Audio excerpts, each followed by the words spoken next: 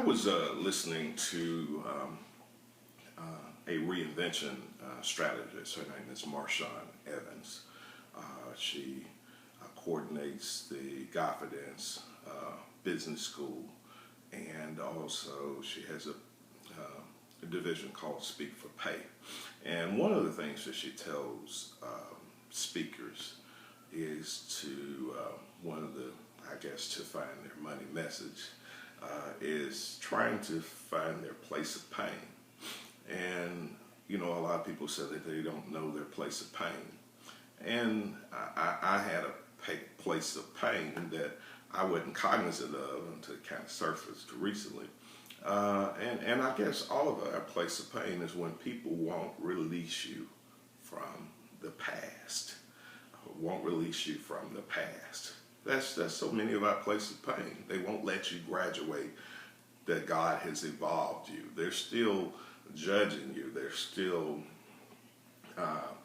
evaluating you using your yesterday as a litmus test for your today and tomorrow.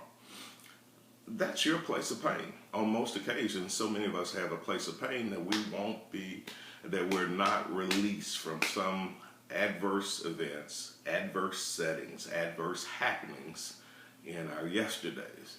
And because we don't properly deal with it, or we haven't been dealt the release, we haven't been extricated from some of the events in our past, that keeps us stuck at one level, and it hurts us from moving to the next.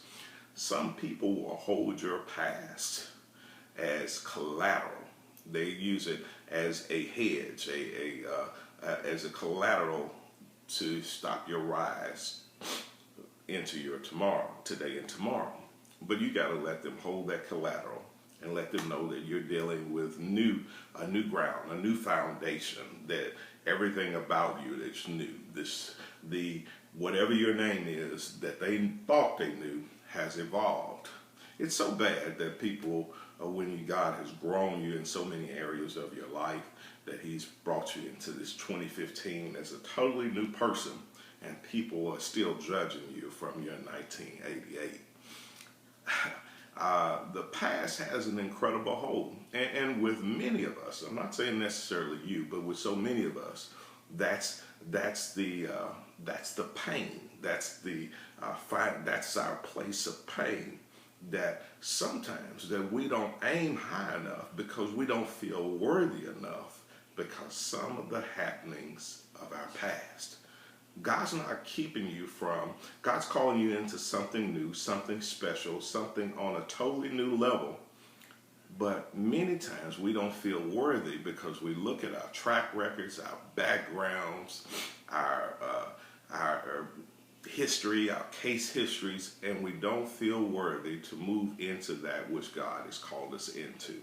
No matter how horrible your yesterday was, your today can be promising. Your tomorrow can be great.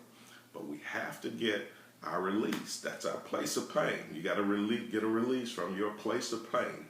Sometimes your place of pain is a divorce. Sometimes your place of pain is an adverse event from your past. Sometimes even from childhood. Sometimes that place of pain could be the loss of a house, the loss of a car, whatever. It's gone. Those things are gone. But don't allow them to keep you stuck, where you don't start evolving, you don't keep growing, you don't move until what God has called you into. Your place of pain, so many times, is that which has already happened. That's settled. Don't let it keep you from growing into what God has called you into. Deal with your place of pain. Deal with the hurts from your yesterday. And sooner or later, you got to close the door on them. Many times we don't walk into the new door, the wide open door of opportunity. You know, there may be adversaries from your past at that door, but God's swinging the door wide open, but we're still focusing on the door that should already be closed. Hey, there's a title. I never gave a title to the message. Close the door on your past. Accept the life lessons from your past. Use your past as a building block, a classroom on what to do and what not to do. But eventually, if you're ever going to move into that which God has called you into, you need to close the door on your past. God has swung a door of opportunity, a door of blessings, a door that is connecting you with everything the life beyond your wildest dreams. That door is open. But to move into that door, many times we have to close the door on the past. Apostle Paul said, forgetting those things which are behind. And so many times we're still thinking about doors that should already be closed. And it's keeping us from reaching for that thing which are before. Maybe you got to press. God has swung a wide open door in your life. But we got to be able to close the door on the past. The word doesn't hit everybody, but it hits someone right dead on. What's happened, what's already been in your past, doesn't mean that you don't qualify for the better things that God has ahead of you. The best is yet to come. I see you in the future. If you're able to deal with the closed doors and closing the door on your past, and you look a whole lot better in your future than you look right now. God bless you.